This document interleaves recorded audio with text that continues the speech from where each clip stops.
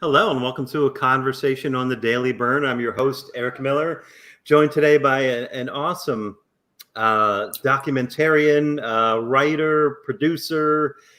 She wrote and co-produced and directed, I believe, Yeah. the 2015 feature-length documentary, "The Brainwashing of My Dad," which was a personal story of hers, which she's going to detail, but you know it's a really thorough documentary, and boy, it's every bit as relevant today, 5 years later, or 4 years later. I think it was 2015 or 2016. It was 2016. Okay, but yeah, it's every bit pertinent today, and it's kind of about the rise of right wing media, and you really go into the history of it. The origins of right wing talk radio, Fox News, et cetera, and it's framed around your late father, Frank. And I know it's funny because I've watched the documentary probably 5 or 6 times. I go to it annually or whatever. I think it's just chock full of information. And I'll just plug it right before we get into it. It's the brainwashingofmydad.com is the website. And I just wanted to talk to you, do an interview, and sort of poke your brain about the current events, and being that your documentary was pre-Trump and all that stuff, like how you see things now. But Jen, went and did some homework. She put together an awesome PowerPoint, kind of summarizing your film, which of course you should still go watch, the brainwashingofmydad.com, right? But you've summarized it here on a PowerPoint, which we're going to go through. So. We'll take a little bit of time. This will probably be, maybe closer to an hour than a half, but yeah. So that's my super long intro. Thanks for taking some time to chat with me, Jen. Oh no, I'm really happy to be here, and I hope everybody bears with me because I just decided that I'm going to try a PowerPoint presentation. So we'll see how that goes. I just feel that I don't want to leave to chance that I don't leave out really important details, because to me this is the most important issue that's not talked about. So that's why I figured I'd do the PowerPoint presentation. Yeah. Too. And it kind of documents the movie, but there's still a lot more in the movie. So I just try and pull out the pertinent points. It doesn't have the end. So people will have to watch it to see the end. The end's a surprise. Okay, cool. So let's. I'm gonna drive. I'm gonna share my screen, and you just tell me. You just kind of cue me up when you want me to switch. Okay. So let's jump in. Okay. Next slide. And then I'll probably sprinkle in questions as we go, but I'll kind of let you drive a little bit. Okay, I'll just say next slide. Okay. Right on. Okay, yeah. Okay, so this is what happened to Dad, or fill in the blank.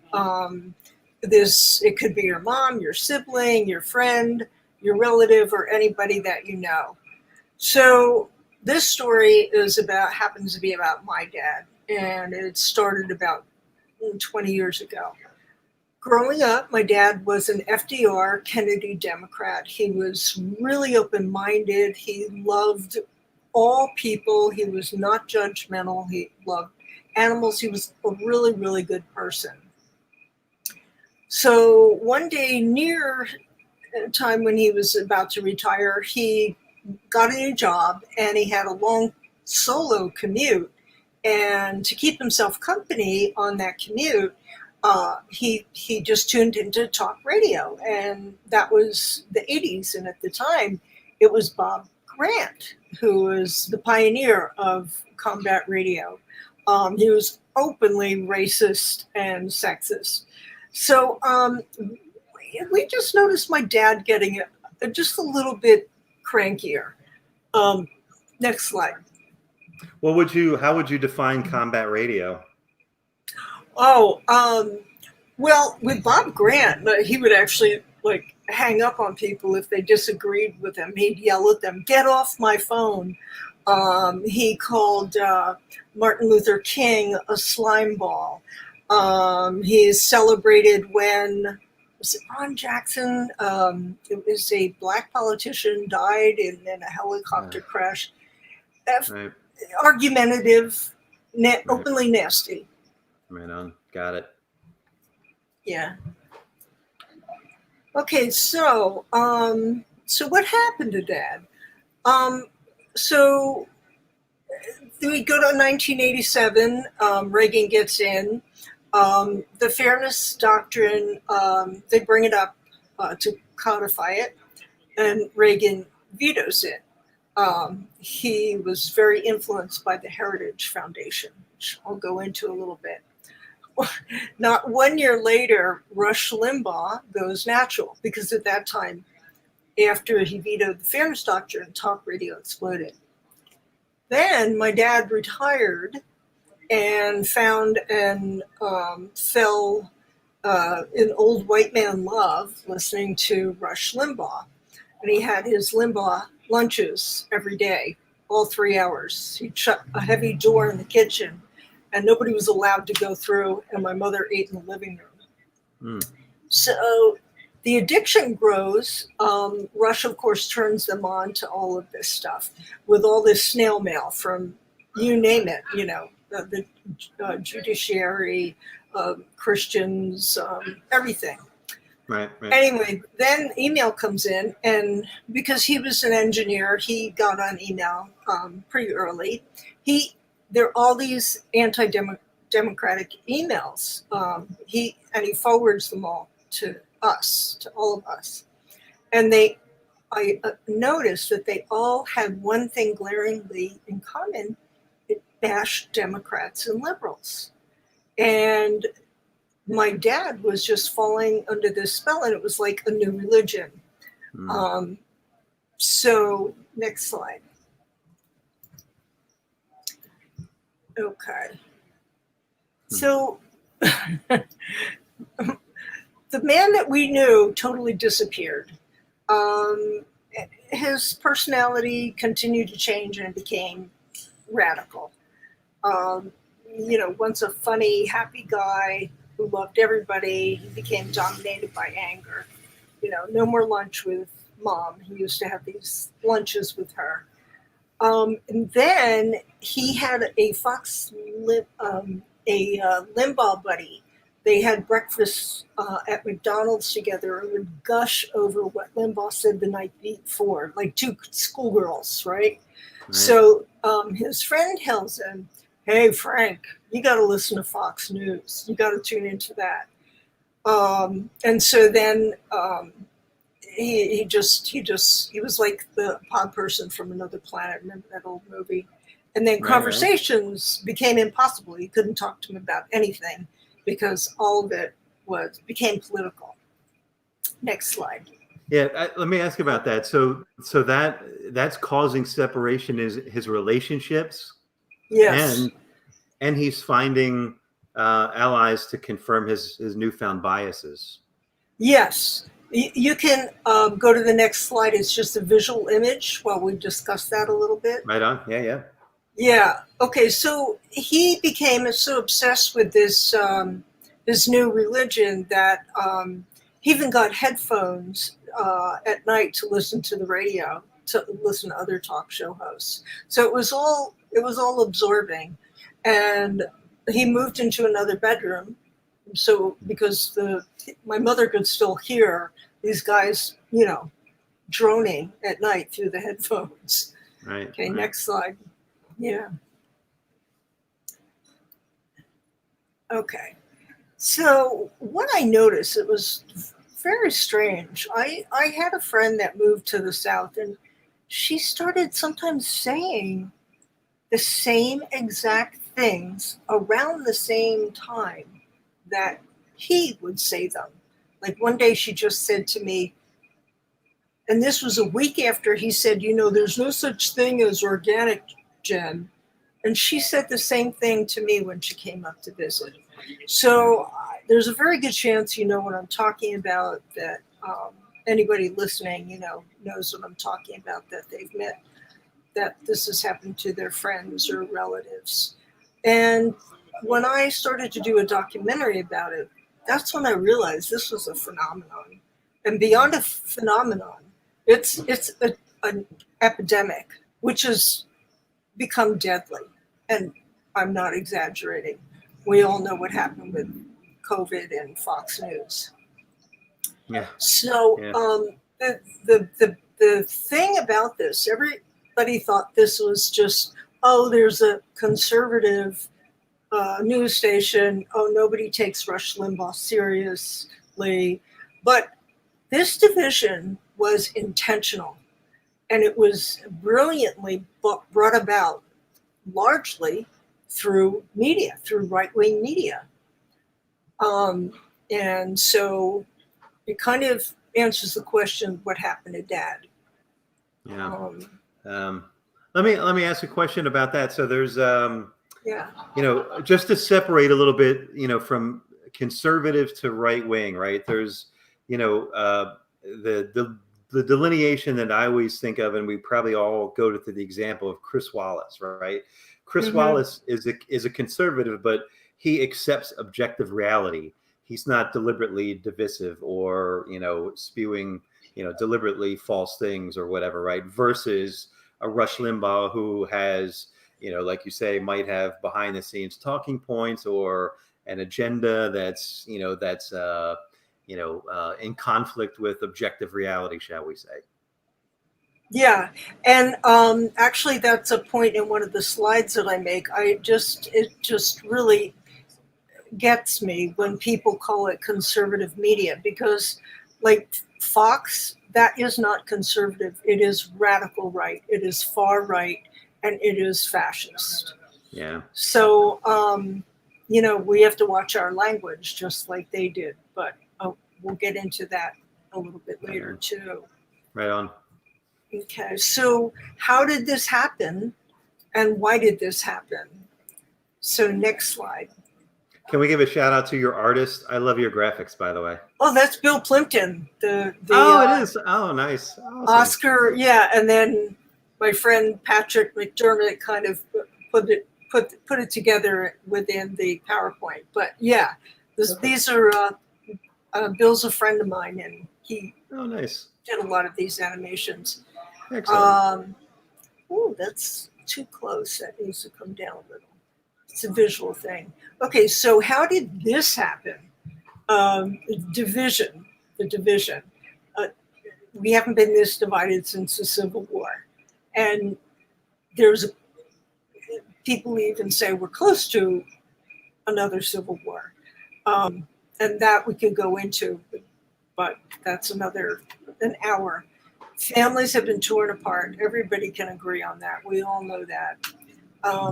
Libs are the enemy. Liberals, it's like own the lib. That's a saying. Right. Okay, and then there's gridlock in the political arena. There's so much distrust of the media by Republicans that they can no longer trust science and facts. Thus, we have a climate crisis and an out-of-control pandemic and this division because they were taught to only trust their own media. And then there's huge inequities in wealth that have been able to grow. When I was growing up, maybe you were similar, but most of the families I knew had one parent and that was usually the father that went to work and could support a whole family on a 9-to-5 job. And Pew Research says today's real average wage, that is the wage after accounting for inflation, has about the same purchasing power it did 40 years ago. Yeah. Okay. And what wage gains there have been have mostly flowed to the highest paid tier of workers. And Bernie has made us aware of that. Right on. So most importantly, why did this happen? And next slide. I want to just point out the thing where you said about the distrust of the media. Just again, Yeah.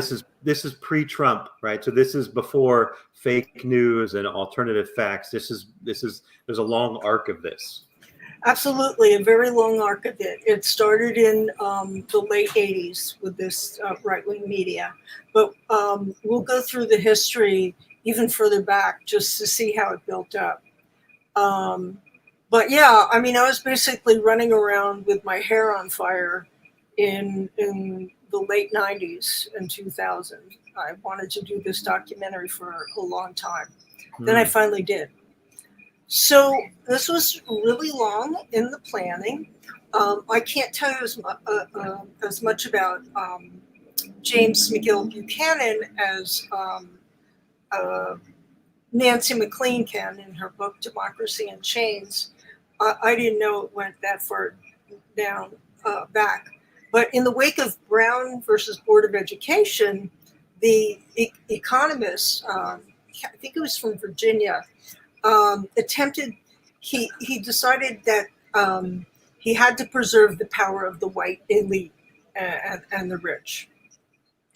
So Charles Koch signs on to this. He discovers Buchanan and helps to create a vast, well-funded apparatus to prevent those without great property or power from using their majority votes to better their own lives. So, and their libertarian cause this is what gradually took over the Republican Party.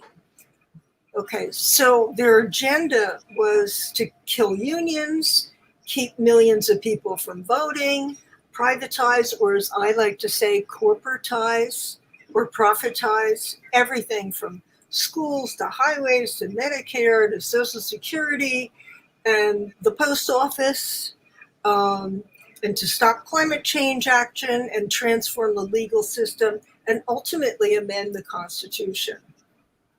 Oh, I wrote down here too, and deregulate and defang government. Yeah. They wanted to minimize government. Right on. Yeah.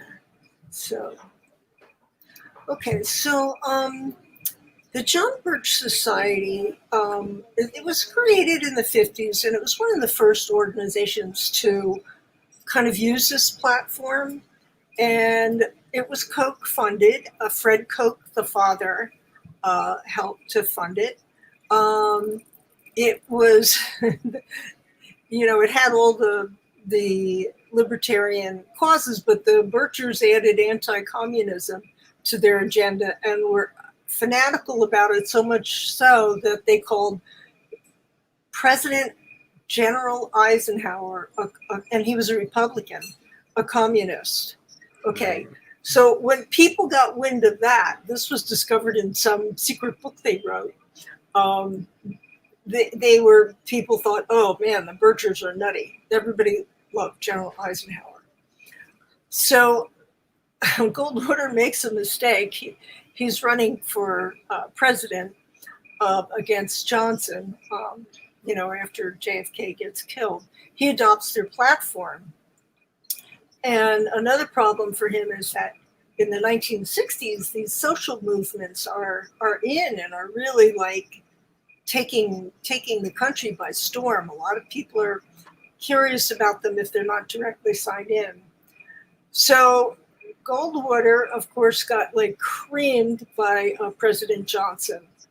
And then President Johnson passes the Civil Rights Act, and when Goldwater was creamed by Johnson, all the pundits declared the right dead.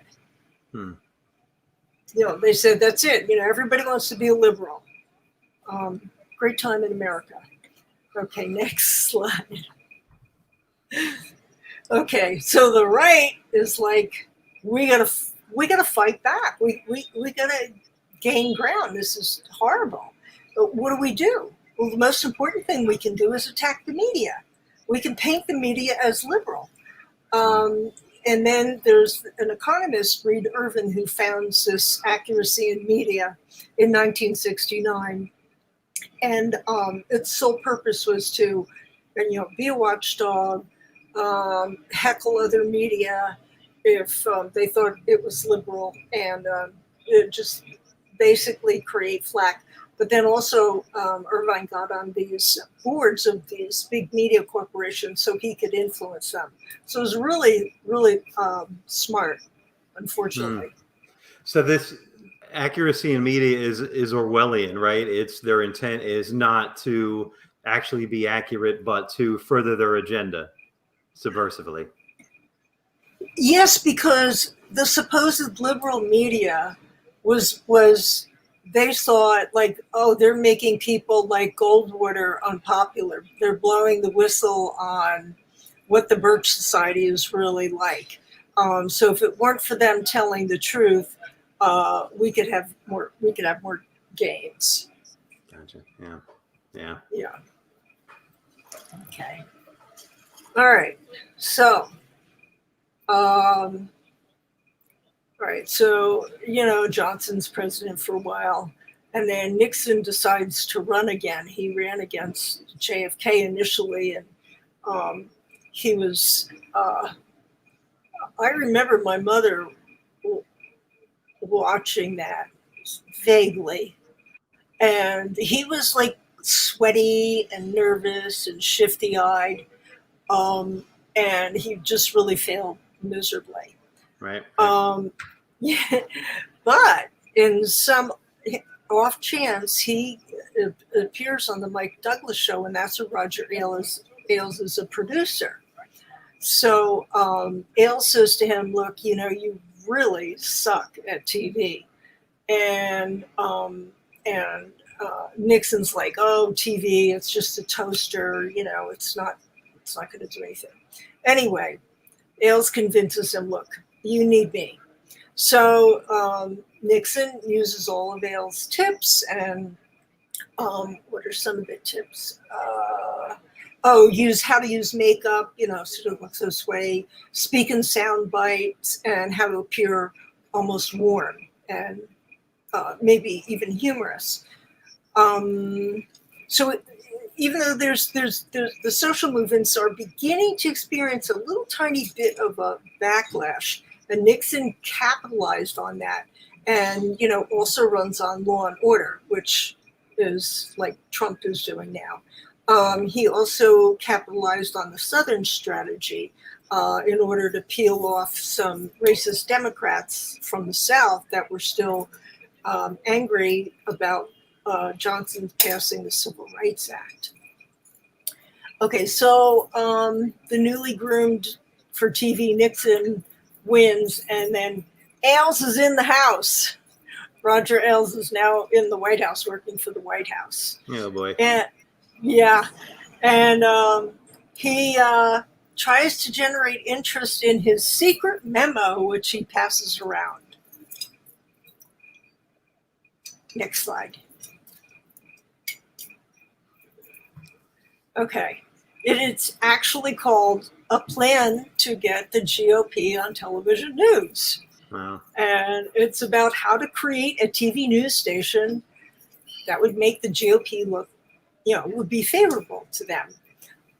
It would be fair to both sides and balanced. In other words, not objective.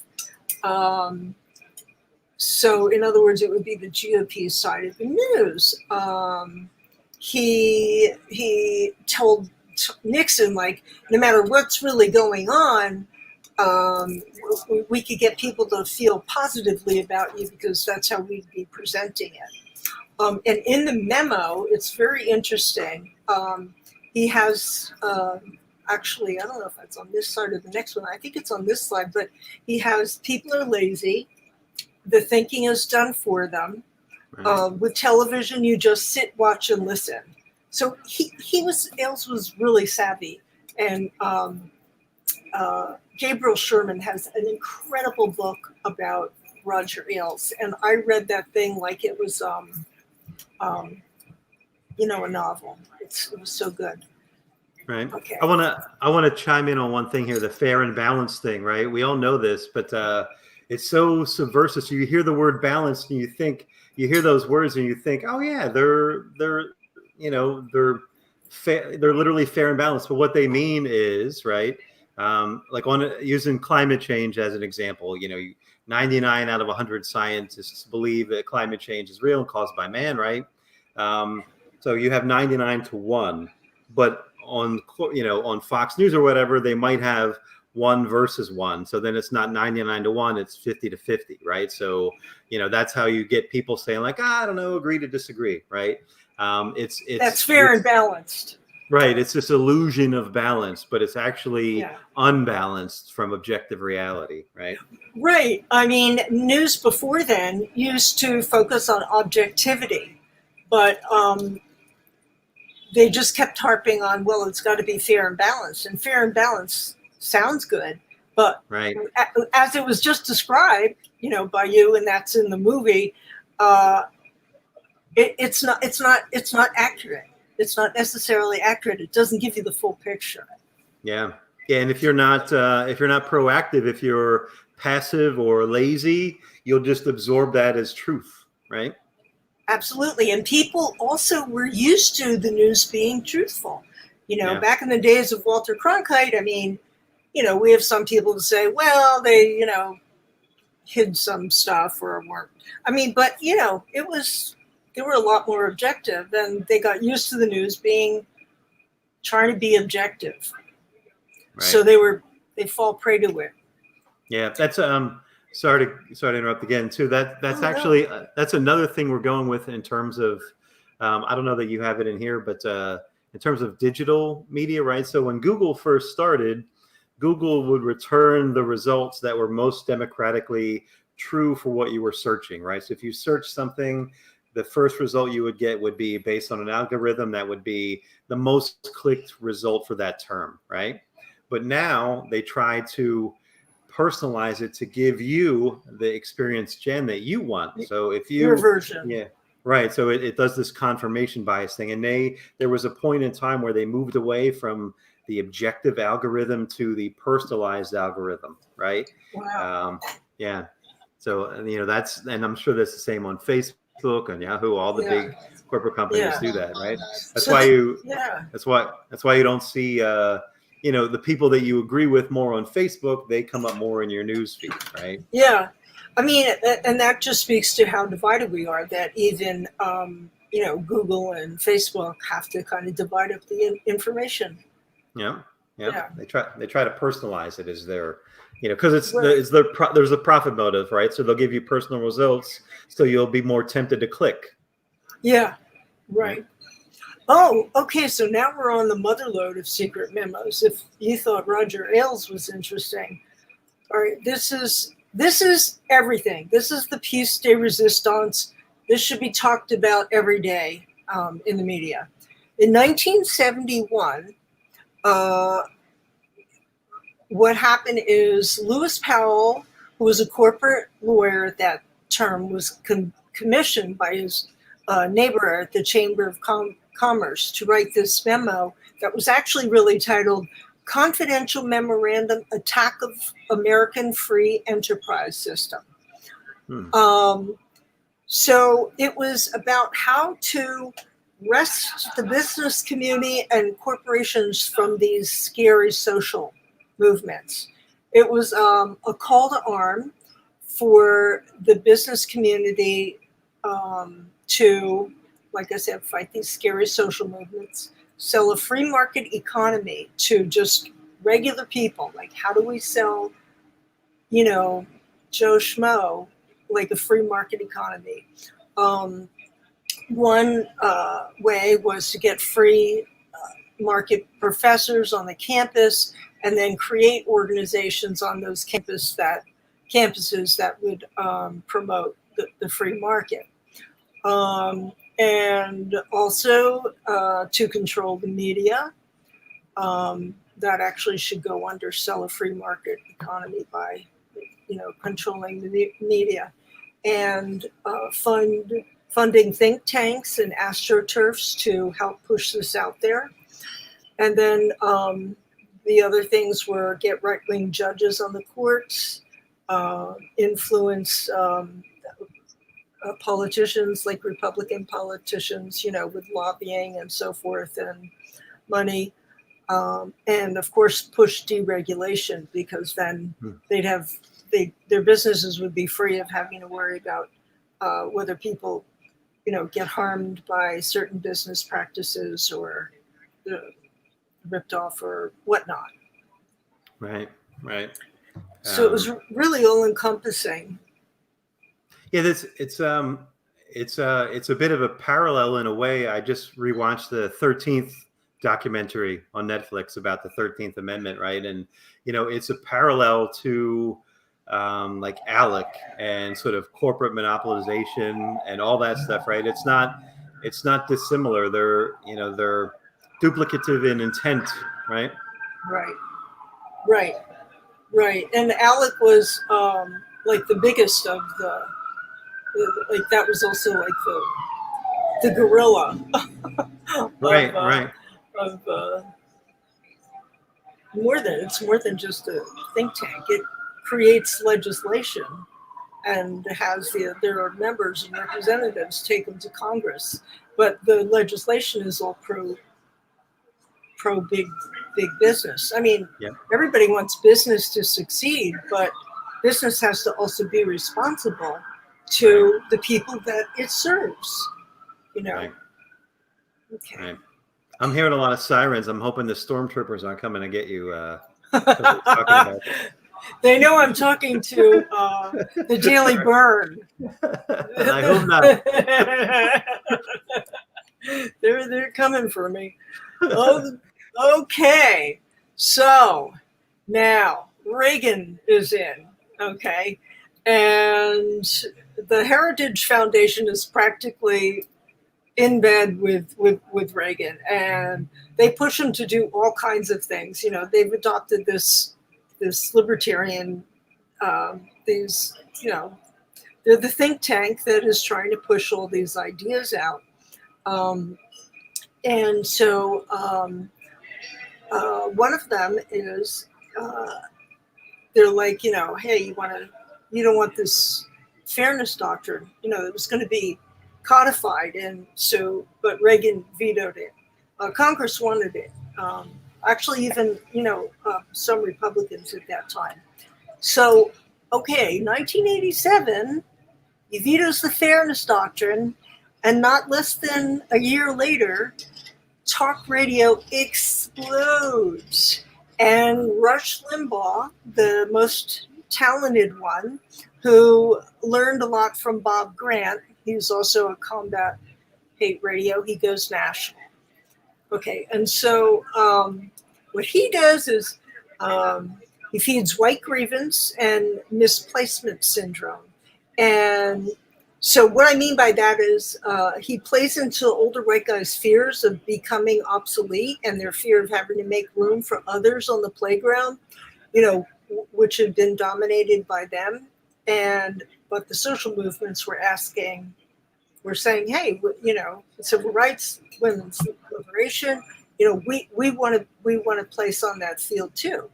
Right. And Rush Limbaugh understands anger and fear. And anger is addictive. So he even says, you've seen it in my movie where he says, the trick is to get them angry. And even if they get angry at you, they still come back. Anger is exciting, especially to retired people like my dad. He felt like he had a purpose. He was like, oh man, those liberals, those Democrats, they're horrible, horrible, horrible. I'm going to do everything I can to get them defeated. And so when Clinton comes in, he starts really like trashing Clinton. And he practically like just tortures them. And that helps the Republican Party so much. This is during the Newt Gingrich revolution, that there's a net gain of 54 seats, and he was made an honorary member of the Republican Party. And his show gets put on military bases, which is really terrible. Yeah, that's is there some sort of process to get approved? Like, how do you get on, or off of military bases is probably the better question, right? How do we, you Well, know. there has to be some social. There has to be noise. Yeah. We have to make our officials aware that this media is tearing the country apart, and that Rush Limbaugh does not talk about fair and balanced. It's not very fair and balanced to have him Right. on military bases. Right. Exactly. Yeah. Yeah, I think you have stuff at the end on what we can do about it. So let's put a pin in yeah, that a little bit. yeah. Well, I like that saying, put a pin in it. Okay, so now that Newt Gingrich is in and Bill's kind of playing ball, the vast right wing conspiracy takes hold. Um, Newt Gingrich, he's the speaker, he has a radical agenda similar to the Birch Society. He attempts to, with the Contract on America, bring up defunding Social Security. A lot of the Birch platform, yeah, except the anti-commie stuff he adopts. But Which is funny. Which is funny because that's back in the Bernie era, right? But yeah, so that must have been a deliberate choice for marketing's sake, right? Because it failed last time. That was the bridge too far. So pull that out. Everything else is good. Also, the other thing he had to pull out of there was the attack on Social Security, which is what they decided back then when Koch wrote his manifesto. But that's another story. And they kind of they knew that wouldn't be popular. Some Republicans were worried about getting reelected if they adopted that platform. So they kind of had to put a lid on that for a while. But the biggest thing that Newt Gingrich did, I think, was well, first of all, he decides that there's not going to be any more across the aisle, friendship. He declares war on Democrats. And he doesn't even want the new Republicans to move to D.C. to become friends with their families. It's very interesting. So he hires Frank Luntz. I didn't say Grover Norquist is the anti-tax advocate. So he starts these Wednesday meetings, which are actually eventually dubbed, even by them, the headquarters of the vast right-wing conspiracy. And he gets all these different diverse groups to vote Republican by saying, well, Republicans will fight for their issues just as long as they sign on to anti-abortion, gun rights, and no taxes. Right. So there you have it. Hillary Clinton was right when she said there was a vast right-wing conspiracy. Like her or not, she called it. And there's George Carlin once said something that you don't need to have a conspiracy when mutual interests converge, right? So some of these players are coordinated. Some of them it just has a convergence of interests, like we pointed out, Alec and whatnot, right? Yeah. Yep. And I get into that a little bit later too. So this is just an image from the movie. Frank Luntz also taught all the people at Fox News visuals. It taught them everything. Okay, so next slide. And that is like marketing technique, right? So he's a pollster. He polls audiences. He tests audiences. He does. He might have come up with "War on Christmas," I think was his, right? He comes up with ways to phrase things in order to sell them, right? And again, it tends to be Orwellian in nature, right? Like Bush calling his anti-environmental program the Healthy Skies Initiative, calling the estate tax the death tax. Right. He's brilliant. The Patriot Act. Brilliant. The Patriot Act. Yep. I mean, if you don't support that, you're not a patriot, right, Jen? Come on. Yeah, that's right. Jeez. They defined patriotism. Oh, who knew? brutal. Who knew? Yeah. So, okay. Okay, so here's where, the neoliberals come in, and Bill, this is where Bill plays ball. He really can't be any further to the left because the country was really moving to the right like a tidal wave. And this is the worst thing he did, in my opinion. Well, the Glass-Steagall Act, that was bad too. But in 1996, he signs the Telecommunications Act. And what it is a revision of FDR's act that was signed in 1934, which was in order to protect public broadcasting markets from being too heavily influenced by any one entity or any one person. And because FDR, he was one of the few people that was paying attention to the propaganda in Nazi Germany. Goebbels made all these cheap radios, and then had the only station people could listen to was this Nazi radio.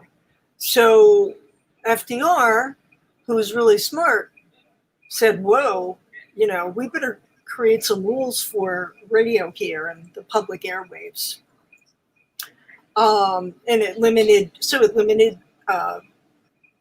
Oh yeah, I lost track of what I was saying.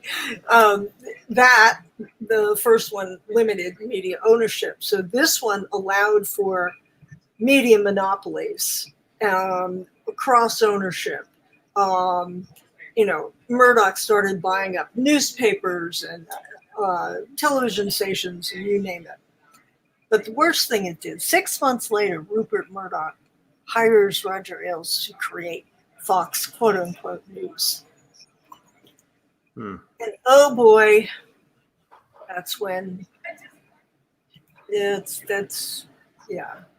Okay, so now we have the going back to Ailes' initial memo, and I'm going to just say it again. This is all in your documentary, in a much more slick fashion, and it's the brainwashing of my dad.com. Go check it out, stream it.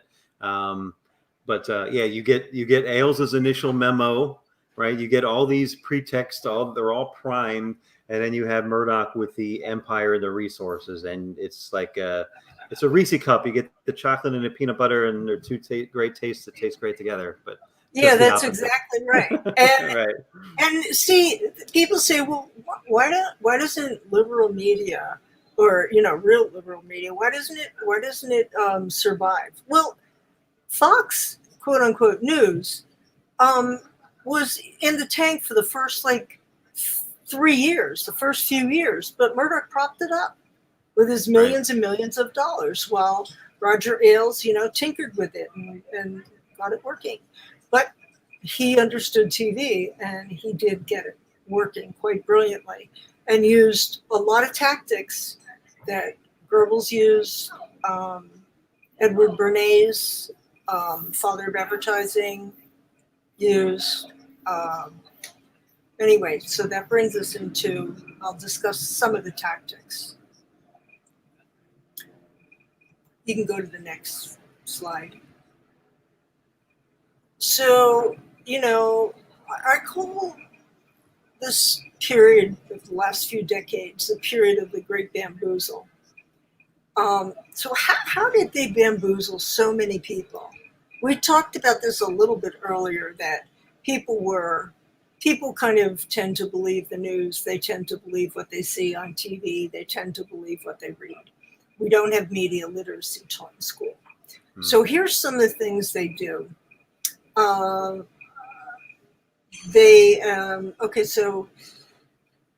lie and skew. So as Goebbels said, and actually it was Hitler who said it first, that the bigger the lie, the better. And if you keep repeating it, it becomes believable. Because people don't want to believe that the people in charge would make a huge lie, like there's weapons of mass destruction. Okay. And they have so brainwashed people that, like a religion, they're the only ones you can believe. And so now, as we know, they can get away with saying anything. Yeah. anything. They can blatantly lie, like they're doing in the Republican convention tonight. They just make stuff up. Okay, so then there's create confusion and doubt. What Eric Bullard called the noise machine. So they will deliberately create like vague generalities so that the audience can fill in the blank with messages they've received, and they also create doubt so that they kind of doubt what they believed before. And then also that serves another purpose. Creating doubt about all the other media isolates and creates a loyal viewer. And that's how you actually brainwash people too.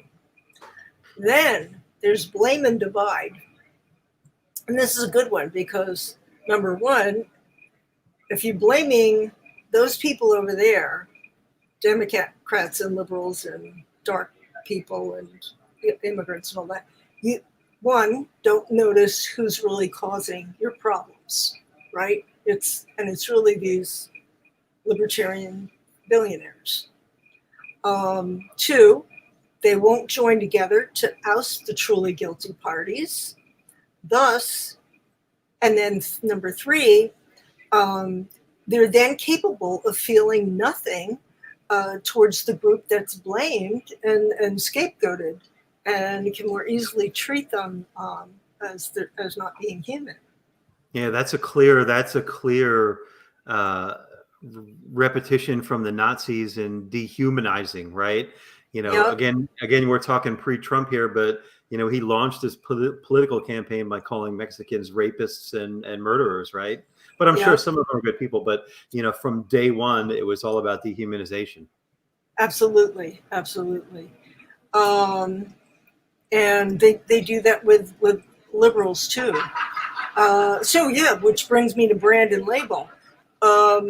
So they create images of their enemy. Democrats are painted as all as socialists, God-hating, elitists, cop haters, Christmas killers, anarchists, gun takers, baby killers. Yeah, I've been called all those. Snowflakes, you know, you name it. Like, no wonder they hate us. And we're all the same. Right. And we're all horrible and bad. Don't stand a chance. Okay, and then this is the most powerful one, is using anger and fear. When you use emotion, and particularly when you're angry or fearful, you're not really thinking rationally, so you can be fed, you know, new beliefs, and anything will calm you down. And you're thinking, your amygdala is like on overdrive. You know, you're in the fight or flight thing. So, and the anger, I believe the anger is addictive. And then the next one, yeah. Sorry. So you're, you know, when you're in that state, you're more susceptible, and you get, you know, I'm not a scientist on it, but it's a bit of a dopamine release, right?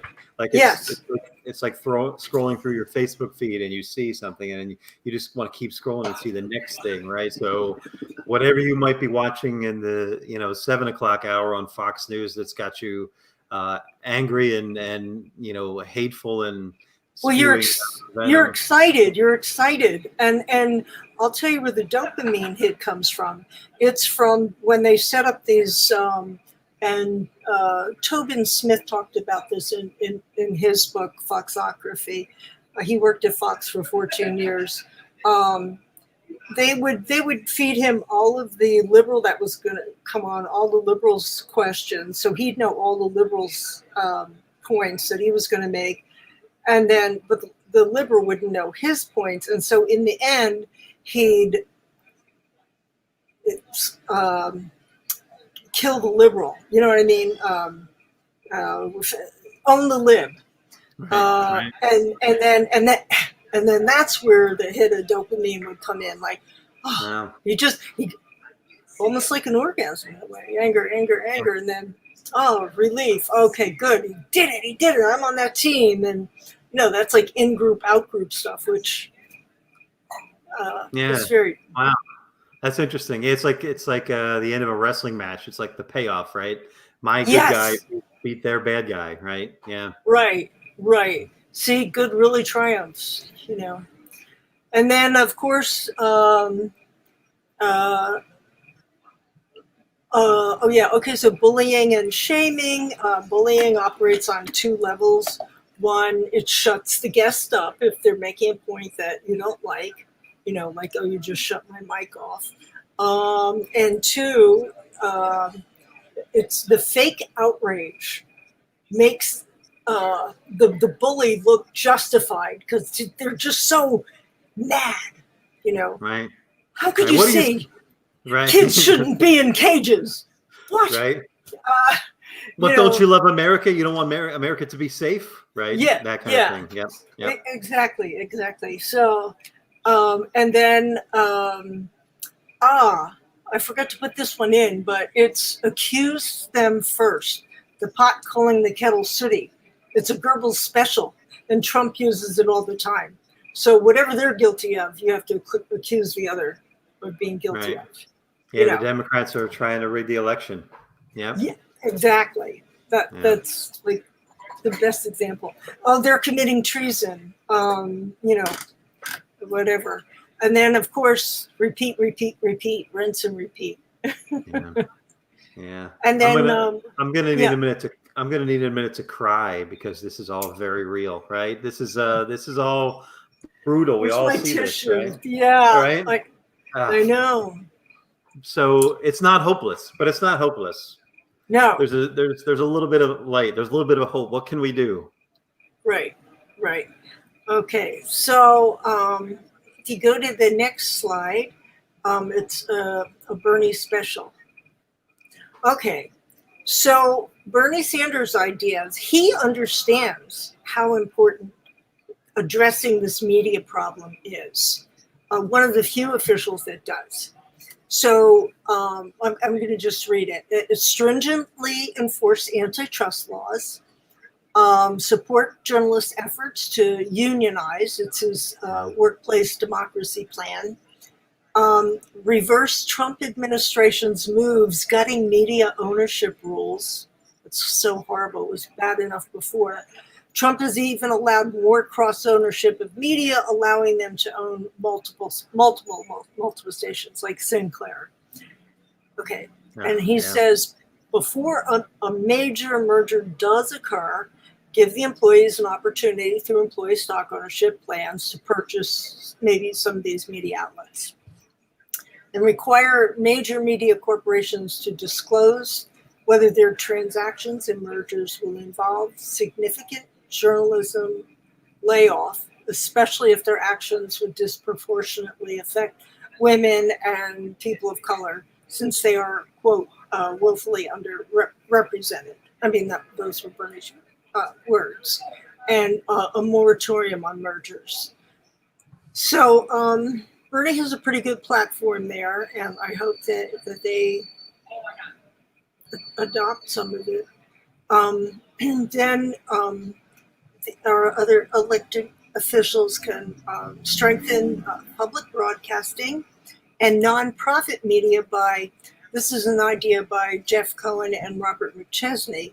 You allow taxpayers to take $200 off of their federal tax bill if they donate it to a nonprofit news medium. Oh, great. That's good. Yeah. Yeah. And then we should also teach media literacy in schools. Yeah. Yeah. So, on that one, I don't know. I'm putting you on a spot a little bit, but are there any media literacy organizations that you would recommend? I don't know any offhand. Okay. I don't really know any. But I am writing a book, and I go into much more detail about what we can do. Great. And now you gave me more work to do. I'll have to look that up. Okay, so that's what we can pressure our elected officials to do. Just some of the things that we can do as individuals is have zero tolerance for Fox that's on in a public place. I've done this many times. You just say Fox is bad for business, It offends half your customers. And could you please change the channel? Right. Easy peasy. And I made my mother, if you can't do that and you want some Fox off cards, email me. Or look for them, foxoffcards.com. Anyway, they're little cards that say the same thing. If you're chicken, I made them for my mom. Because she lives in a retired area and she go to the doctor's office. They have that Fox News on and it's so loud. Anyway, so that's a great idea. So it's foxoffcards.com, because you might you might be not everyone's up for a confrontation, which you might get in that scenario, right? So there might be a fear of asking because you might get some pushback. But if you just kind of leave it on the TV or something, then, if you go into a diner, in the South, and there's a bunch of men sitting around with guns, or let's say the management's in the back, you can leave the card at the front. Actually, I'm not sure if it's foxoff.com. They can go to my website, www.thebrainwashingofmydad.com, and then look for where they can get Fox Off cards. Great, so, cool. Several of us made them. And then just call, tweet, write your congressional representatives to focus on matters of the media, bring it up at town halls. They avoid confronting the issue of right-wing media like the plague. It's very intimidating. They don't want to be targeted, right? They don't want to be targeted. But then there's also media in general then comes up. It's media, they're like doctors. Media doesn't like to criticize media. Okay, so sticking to that's journalism. We would like them to speak up more too, but those are the problems inherent in that. But our officials, they certainly, they have to address it. And I have this little speak up group. There's a group of us that every day we try and tweet like a brave official. And then when they say something against Fox News, we thank them for speaking up. So if you can be aware of that, noise, the squeaky wheel gets traction or something like that. Right. The grease. Yes. That's it. Yeah. Yeah. It gets greased. Okay. So fact check before you forward, source before you send. And do not call it conservative media because it's radical. Now it's at the point where it is fascist and it's far right. So, and then when your pundits call, I got, who was it? Somebody on MSNBC, the bald guy. He called it conservative media, and I tweeted him right away. And I couldn't believe it. He answered me. He said, "Yeah, you're right." So it does help to speak up. So and then one other thing, and again, there's so many, but this was an idea that somebody had was. I think it was Jeff Cohen. Go get a GoFundMe page so you and your friends can buy a local radio station. Oh wow! Yeah. Yeah, and support independent media was one in there that I don't think you explicitly broke out, but I forgot. You got Democracy Now, you got TYT, you got Rational Common National, Dreams, Report, Common Dreams. Reader-supported news. Yep. Alternate. There's a lot out there, and it's and growing, which is another thing that gives us a little bit of hope, right? Yes, it does. Yeah. I think that a lot more people are finally aware of this. Yeah, particularly generationally, right? So we started off talking about your dad, Frank. And I don't want to give away the ending of your film. Of course, go see it, brainwashingofmydad.com, right? But I think younger generations, you said this is kind of an older white male thing, and there's a lot of truth to that. Started out that way. Right. I think younger generations get their news from, they triangulate it more because they recognize the landscape is so, you know, biased or not objective or whatever. So they, they're smarter. Even if they haven't had the media literacy training, they just kind of have it inherently growing up in this media ecosystem, right? They sort of they already know what Fox News is. Now they know what OANN is, and they know, they might subscribe to TYT or The Intercept or whatever. Like, they kind of know where to get, their information. Younger generations, I think. Right. So that's another thing to be hopeful in. Right. The one thing I want to ask you, I don't know, you have one more slide here. I'll switch over to that. I'm not sure it's on there, but this is about your dad. So before we get to him, I imagine one of the most common questions that you get is, when you opened up your website, you got a lot of testimonials from a lot of other people, right? You were not alone in this. Frank was not an anomaly, right? Your father, you get a lot of people coming to you with similar stories. And I assume a lot of people asking, there's those broader things that we can do individually to change the landscape, that we can do legislatively, hopefully. But personally, I'm sure you get asked personally, right? I have somebody that I have this issue with. What can I do to, to get over this with my loved one? I'm sure you get that question all the time. What's your answer for that one? I usually tell them to go to hearyourselfthink.org website. And this is kind of their specialty. And actually this Sunday, they are doing something, I think it'll be on Facebook or Skype. They do workshops, they do sessions, they kind of show you how to talk to people, but they have videos of them doing it themselves. And I'm not very good at it. They are very good at it, and some people are. First, you have to deactivate their amygdala if you're going to talk to them, right? You can't do the obvious. You can't say you're wrong. Although sometimes maybe that works with some people.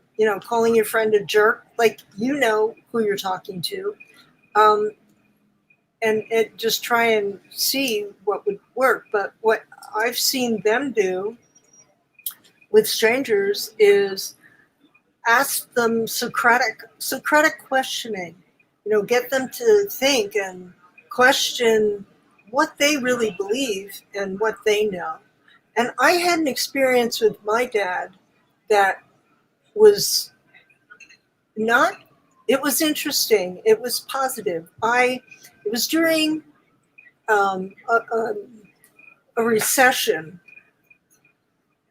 I'm not sure when the recession was, but anyway, I got laid off from my job, and unemployment was running out, and my COBRA ran out, and I was looking for health care. And as a daughter, I was standing in the dining room, and my dad says, "What's the matter, Pootie?" And I said, I'm having a really hard time finding health care. I said, they have these really big deductibles, like $10,000 deductibles, and then they don't even cover lab work. Right. And the father in him came out and felt sorry for me. And he said something like, there should be some sort of government program or government health care. You know what I'm saying?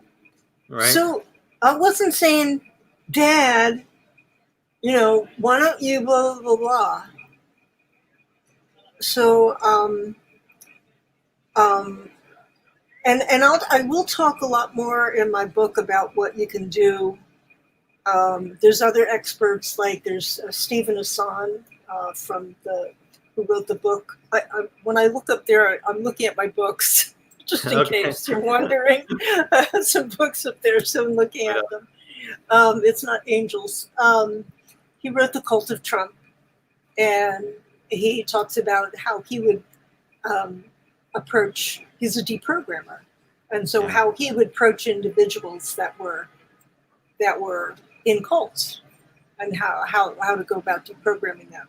So I myself am not an expert at it, but I do refer people to him to hear yourself think, and then I try and share the little bit of knowledge that I have with it. But Okay. also, if you can do this, if it is your parent, you can. Oh, did I talk about unfox my cable? Oh, Maybe in passing. I saw it on there, but I don't know that we hit it on okay. Yeah, I must have missed that. But what I have some followers on Twitter, and what they do is they reprogram. They put the parental controls on their TV, and they Right. block Fox, and then they get their parents out. They get them to watch other things, and you see them change when you take away that media and their isolation. Now that's not really ethical. I can't really advise that, but that's what a lot of people do to save their parents from anger and hatred and misery in the last years of their lives. Yeah. Yeah. Just kind of wrapping up a little bit. I want to ask a little bit about your book, but your father has since left us. Was he able to see the final product of the film, and what were his thoughts? Yeah, actually, the very last picture in the movie is my dad holding the video of my movie, the DVD. He saw it about 2 months before he died, and he was very proud of me. Awesome. Wow. And rightfully so. Amazing. So yeah, that's Frank Senko. Yeah. That's awesome. That's awesome. You don't have to necessarily get into this, but did he give any feedback on what he saw in his own arc? Like when he saw the Rush fanatic version of himself, now that he was, older, did he identify himself? Or maybe I'm spoiling. I don't want to spoil anything about the movie. No. That doesn't. He snickered, and he looked very sheepish, and he wasn't, surprisingly, he wasn't confrontational about everything else, and it was more in his face that you could see. He was telling me he was proud of me, but then you could see he was laughing at himself, like, oh, I was bad, or something like that. I don't know. It was all in his face. That's wonderful. And I'll bet you there's, obviously I've never met your father, but I would imagine there's a bit of gratitude in there as well. There's pride, but there also had to have been gratitude. So, let me ask you about, and then I'll let you go again. It's The Brainwashing of My Dad. You can stream it on there. I think it's on Roku now. It's on Pluto. It kind of bounces around. I saw it on Hulu for a while, but best place is the website, because then Jen will get paid a little bit more. So go stream it on the website. Well, on the website you see the list of all those places where it's shown. And one of the best places you can see it is iTunes, because we're running an election stuck at home special, and for only 99 cents or $1.99. Don't watch it on Amazon Prime, because we're still paying back our backers, and we get 7 cents when people watch it on Amazon Prime. Right. Plus, we should boycott Amazon in general anyway. So yeah, exactly. Just kind of in a nutshell, just a preview. And I'd love to have you back on, Jen, anytime. Like I said at the top, I think you're awesome. I think the work you do is incredible. I can't wait to hear about the book, which I'm going to ask you to tell me about. But when that comes out, or you're working on it, or anytime, this documentary, I think, is critical viewing for anyone in our country in this time. Brainwashing on My Dad. You don't have to have a parent who's gone into the hateful bubble. It's about the media landscape. It's framed around your personal story, which many of us share, right? But even if you don't, it's still highly valuable. And we need people in the fight. You gave all these methods that we can, get engaged. Bernie hopefully isn't alone on some of that. And hopefully there are other progressives in the House and in the Senate that are working on some legislation. But it's we're barely scratching the surface on this. He's he's the only name that we can kind of break out of the both houses that's really kind of vocalizing this, right? So we need a lot more people off the bench on this front line. So absolutely, yeah. We're sunk. Yeah. We're sunk if it doesn't get fixed.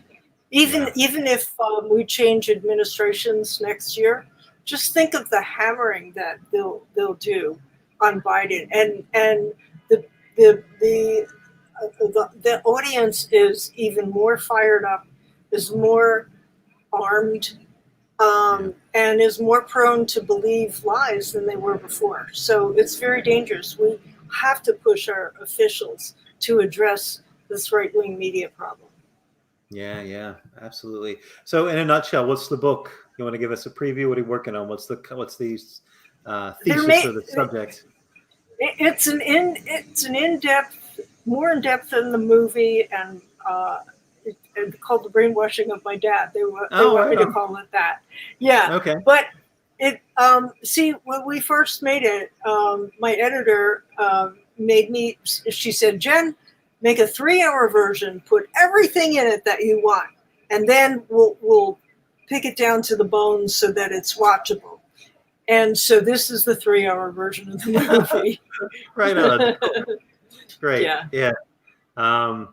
Looking forward to that. So I'd love to have you back on to talk about that when when that's nearing publication or whatever. So so thanks for taking the time and putting together this PowerPoint and going through this under reported thing, and thanks for the film and carrying the banner on this fight. It's a critical one, and I could compliment you all day long, but thank you, Eric, and you're doing wonderful things too. Thank you for having this show. Thank you for having me on. Thank you for your activism. I thank everybody listening to this for their activism. Anybody listening to this, it shows they care. Right on. Yeah. Awesome. Thank you, Jen. I'll talk to you again soon. And everyone else, go watch the film, brainwashingmydad.com.